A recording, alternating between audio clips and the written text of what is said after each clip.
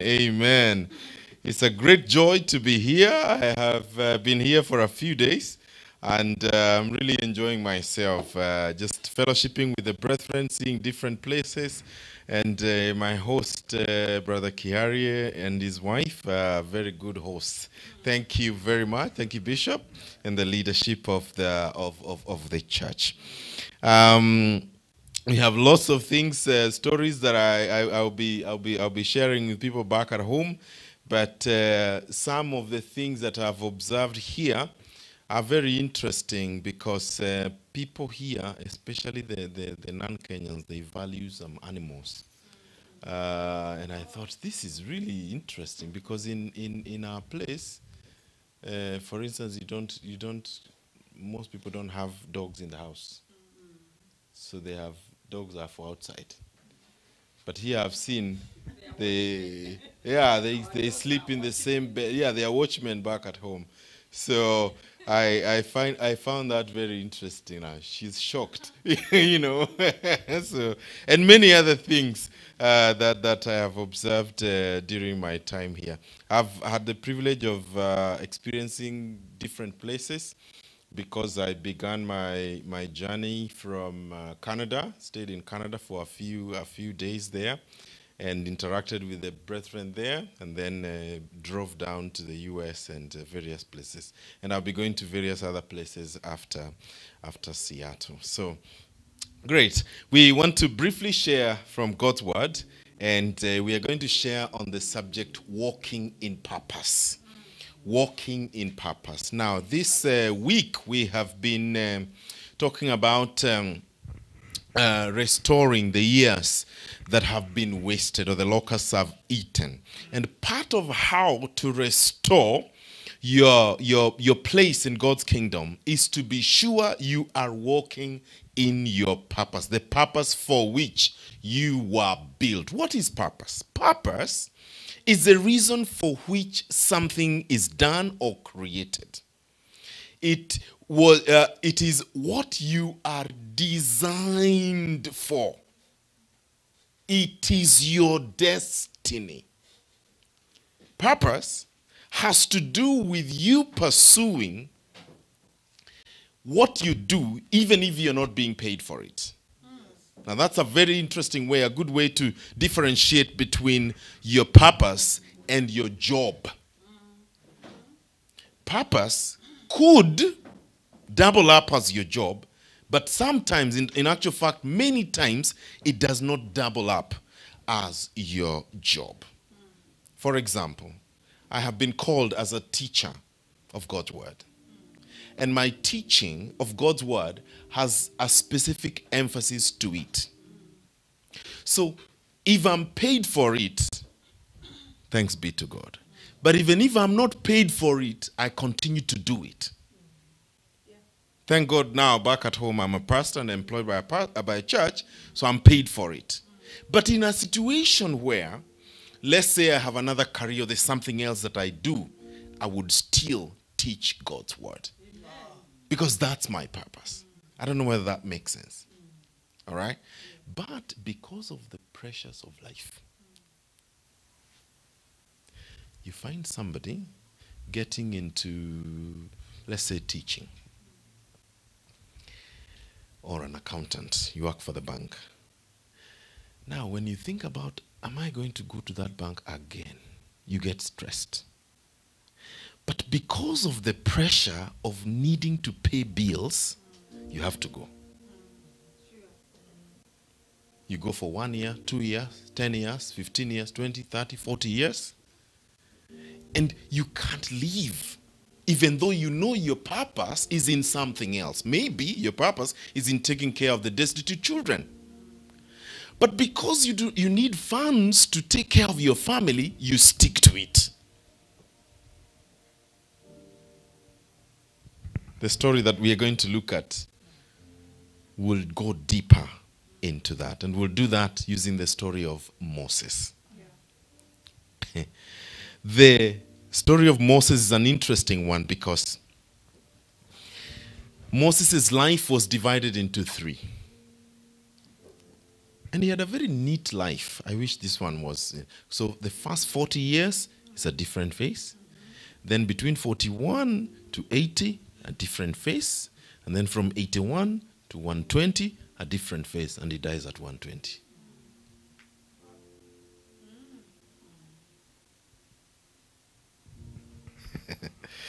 So let me divide this into three. Number one, our purpose is determined by God. So as we talk about purpose, please, that is the most important thing on this first part. Our purpose is determined by God. God predetermined our purpose from the beginning, even before we were born. He knew that this person, when they are born, this will be their purpose. Bible says, Romans 8:28. And we know that all things work together for good to those who love God, who have been called according to his purpose. What did he say? Called according to his purpose.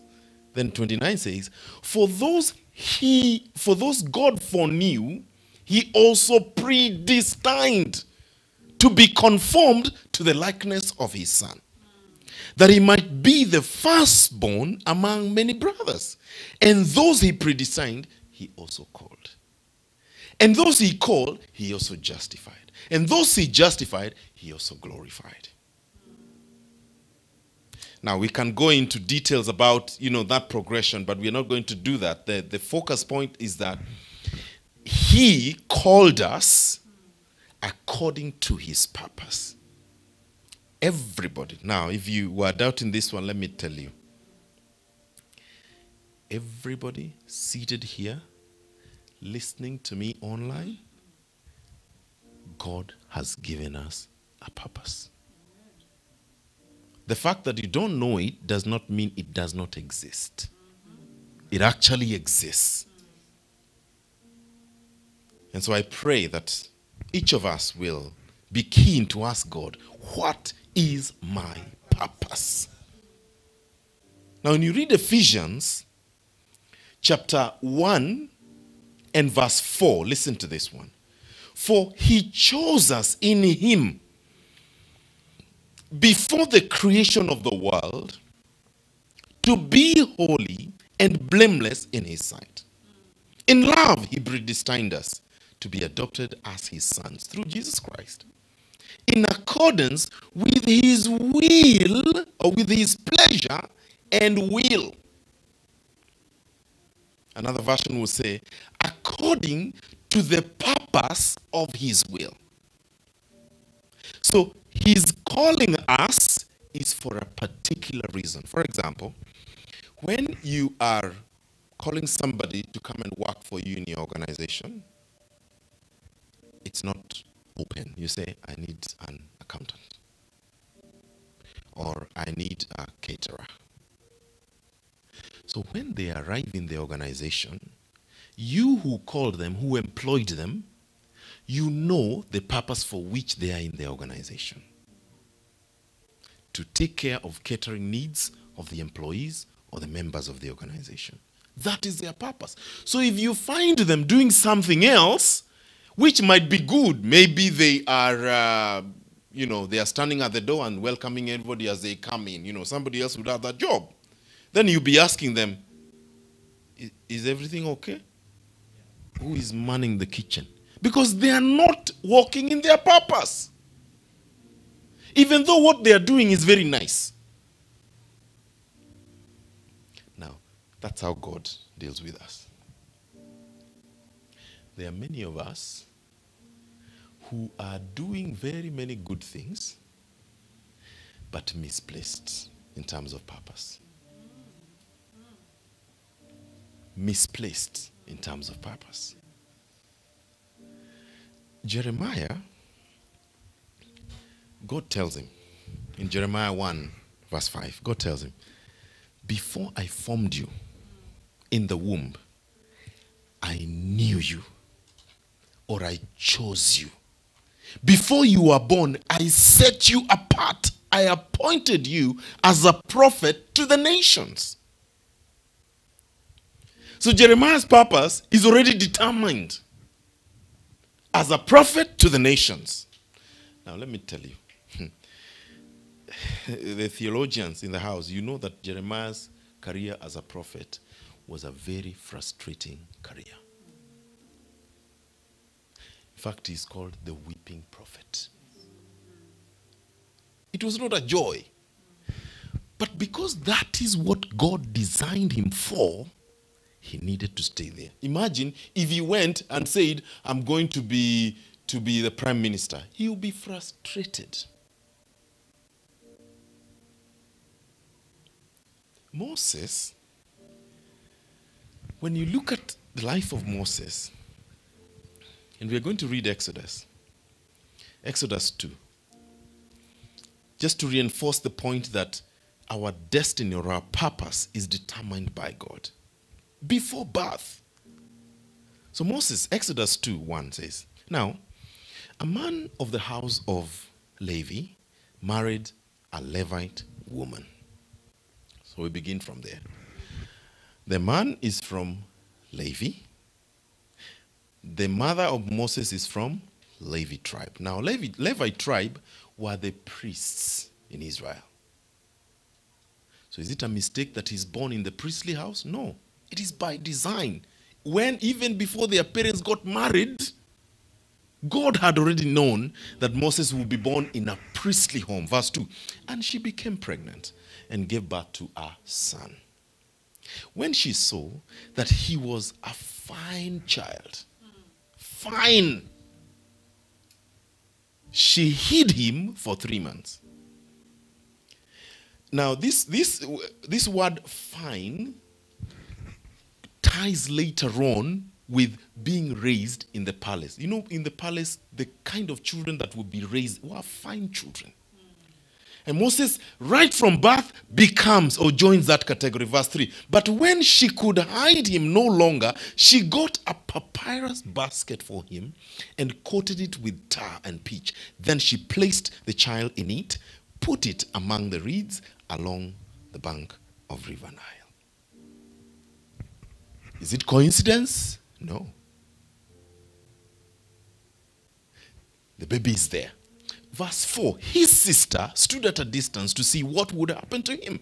Then Pharaoh's daughter went down to the Nile to bathe. And her attendants were walking along the riverbank.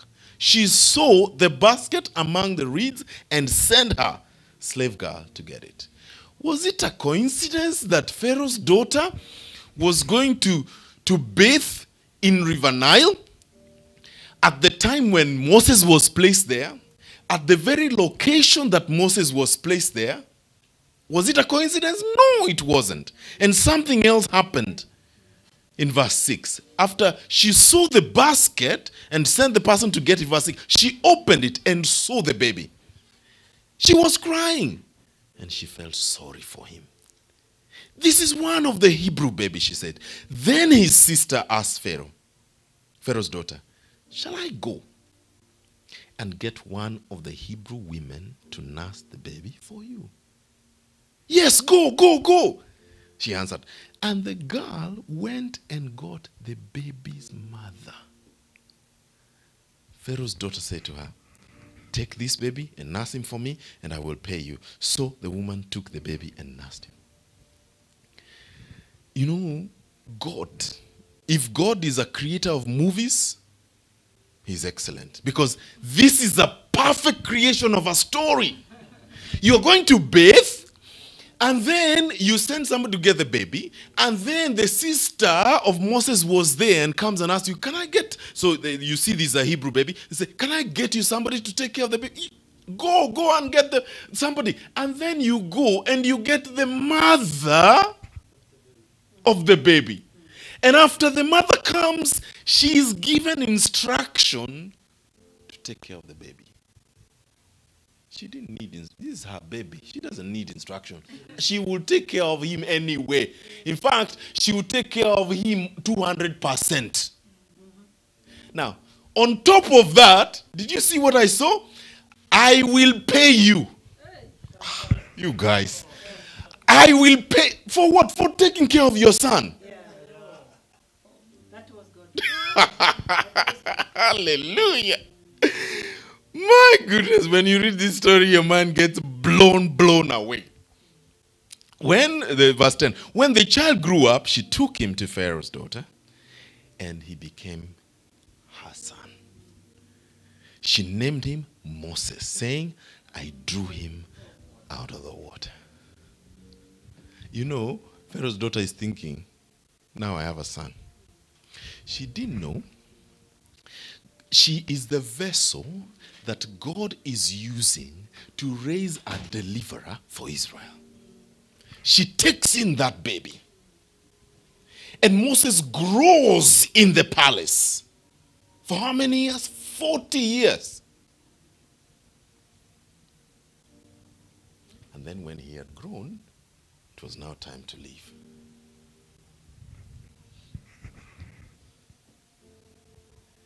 Our purpose is determined by God. Amen. So the best place for you to go and find your purpose is God. So that's your assignment. If you're not yet clear on this one, you have an assignment this week and beyond. Number 2, purpose is to be discovered. So it's determined, now it is to be discovered. It was a powerful experience that Jeremiah grew up in the home or house of a priest. But it was also something else to note that Moses is born to priestly parents, and later on the assignment he's given is a priestly assignment. Now, if God was to show us the end of our life at the beginning, we would give up. Imagine if Moses knew that the kind of life he would experience in the wilderness. He wouldn't take that. Now, maybe he's at Deuteronomy chapter 31 and he's looking back. The way these people have been so stubborn, God, if I knew this is how they are going to be, I would not take this responsibility. But God allowed him to discover it bit by bit, by bit, by bit. Now, hear this, friends. Even as you trust God for your purpose, he may not reveal the whole of it together. But he will give you 2% today, another 1% next year, another bit by bit. It's over a period of time. Listen to what Exodus says, verse 13, chapter 13, verse 17. When Pharaoh let the people go, God did not lead them on the road through the Philistine country, though that was shorter. For God said, if they face war, they might change their minds and return to Egypt. So God led the people around by the desert road towards the Red Sea. The Israelites went up out of Egypt, armed for battle. Now, if you are familiar with that map, he took them, so the guys are in, so the Red Sea is here, Goshen is here, Israel is just here. If you walked there 3 weeks walking, you would get to Israel.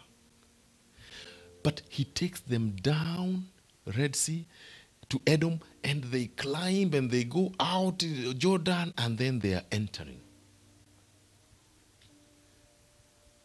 Now, God was purposeful about that, because if they went direct and then, Philistines were fierce, they were huge, they would fight them. If they saw, those are the Philistines, we are going back home. But because when they had left, so if you look at where you have come from, and then you're thinking, we want to go back, you can't, it is too far to go back. So what do? You fight for survival. And they fought for survival. And they survived. But God designed it that way so that they do not lose heart. Now, in your life, up to the point you have reached now, if you knew the kind of troubles that you have gone through, if you knew those before you began the journey, you would have said, no, maybe not. Let me take a different path. So God does that deliberately so that your faith is strengthened bit by bit. Imagine if Jacob knew the kind of life he would have on his way to being Israel. You know, Israel is named after Jacob. But can you imagine the kind of trouble he went through? If he knew that, he would say, if that is what it means, and my brother will want to kill me, then I don't need to take that birthright. You say, God, no. If this is the kind of life that would come, I am always escaping from my brother. I go to my uncle. He cheats me there. I get a woman I love. He cons me. And if that is what it takes, let it be. Now, if Joseph knew that for him to become prime minister of Egypt, after about, that should have been about 13 to 15 years, if he knew that is the kind of life he would go through, he would say, no. If that is what it takes, let me stay with my father and enjoy his company. After all, he loves me very much. You are being sold as a slave. You go into Potiphar's house. Your faith is being tested. This woman wants, everything is going for you, and you need to sleep with this woman. You refuse. You are thrown into prison, and you're telling everybody, I'm not guilty. Nobody's listening to you. You go in there. Things happen. You come out. You go back again, and you are there. God. If that is what life is going to be for me to rise to the top, God, that's too difficult for me. In Genesis chapter 45, I think that should be around verse 43, when his brothers have come to Egypt and he's trying to reveal himself to them.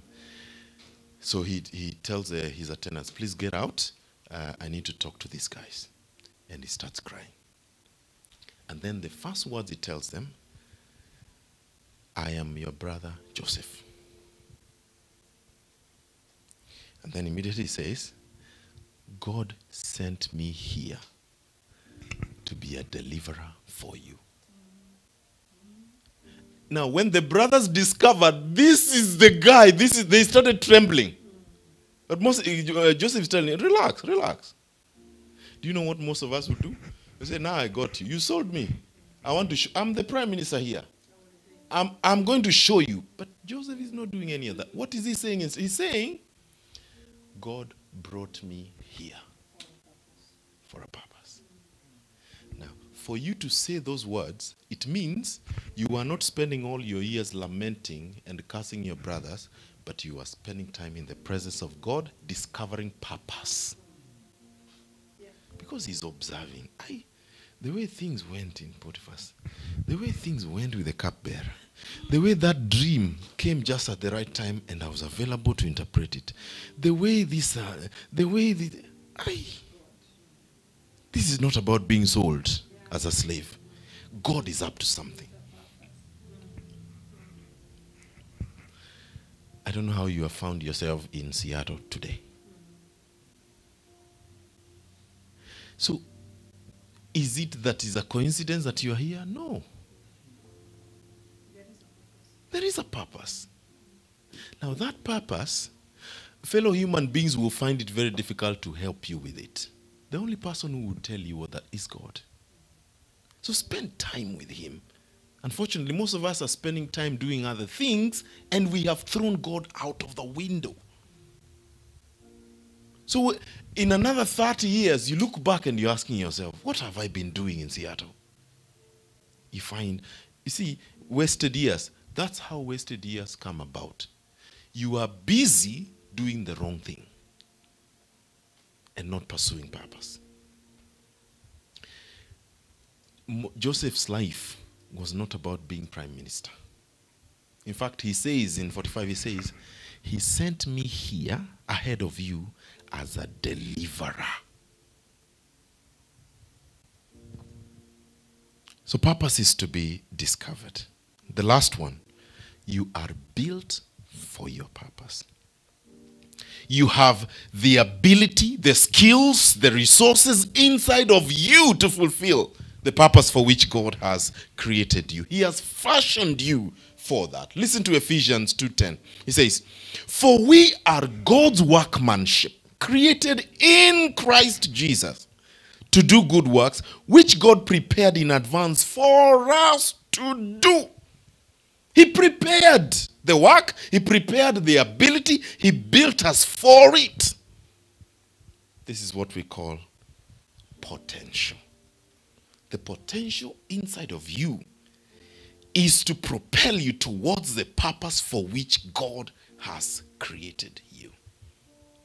I was thinking about the life of Moses again. Moses grown up, he's now around 40 years. Then he goes where the Israelites are working. And then he sees this Egyptian tormenting his fellow Hebrew. And then he gets mad. He says, no, you can't do that. No, first of all, it was two Hebrews fighting. Remember that story? So the two of them are fighting. And then he goes and reprimands them. One of them tells, who has appointed you to be a judge over us? Then the second episode is now it is an Egyptian and a Hebrew. Do you know what he did? He killed the Egyptian. So you can already see the passions that Moses has are connected to his purpose. Why didn't he kill the two Hebrews that were fighting? It was not these ones that were tormenting the Hebrews. Those are the people he needed to deal with. And so God gave him a desire to protect his fellow citizens. You know, it's not a coincidence that you like spending time with children. It's not a coincidence that anytime you come through a situation, your first response is prayer. It's not a coincidence that whenever you see anybody who is struggling, you want to help them. Irrespective of whether you're late for, you want to help them. God has given you that inside of you because of the purpose that he has called you for. Of course, there's all these doubts that Moses had. Oh, I can't speak, I can't do that. All those things come, but we must overcome them. We have been built for our purpose. Praise the Lord. Amen. Purpose is determined by God. Purpose is to be discovered. And you are built for that purpose. Father, in the name of Jesus, we thank you. We glorify your name, that we have the privilege and the opportunity of listening to your word as we rightly divide the word of truth, and it is this truth that sets us free, and free indeed. Master, as we contemplate, as we reflect on your word, and we are asking ourselves, am I walking in my purpose? Am I fulfilling that which God created me for? Are there experiences in my life that have been propelling me or pointing me towards my purpose? Have I missed a point? Lord, I pray that by the power of the Holy Spirit tonight, may you, O God, remind us the reason for which you created each and every one of us. And Lord, I know that urban life, whether in the US or in other countries, can push us to the edge because of the pressures to pay the bills and to do everything else that is required of us. But Father, I pray that may we never lose our purpose. Lord, when we are old and our years have gone and we are asking questions like Abraham was asking in Genesis 15, Lord, I pray that we will look back and say, for sure, we are grateful that we walked in the purposes of God. As Joseph confessed after many years, that indeed God brought him to Egypt, even though in difficult circumstances and channels, but he was brought there to fulfill the purposes of God. And this is our prayer in Jesus' name. In Jesus' name. Amen. Amen. Thank you very much, and may the Lord richly, richly bless you. Glory to Jesus. Amen. Amen. Amen. Amen. Thank you, sir. Amen. Wow, that was powerful. A round of applause for Pastor Silas. Amen. Wow, that was powerful. You know, it's been a while listening to those kind of stories, like, you know, how the baby was, you know. And I was feeling like, my name is Moses, by the way. Yeah, you know, and I was like, you know, Moses, you know, I'm growing. Yeah. And, you know, the purpose is being determined. Right. You know, the future is bright.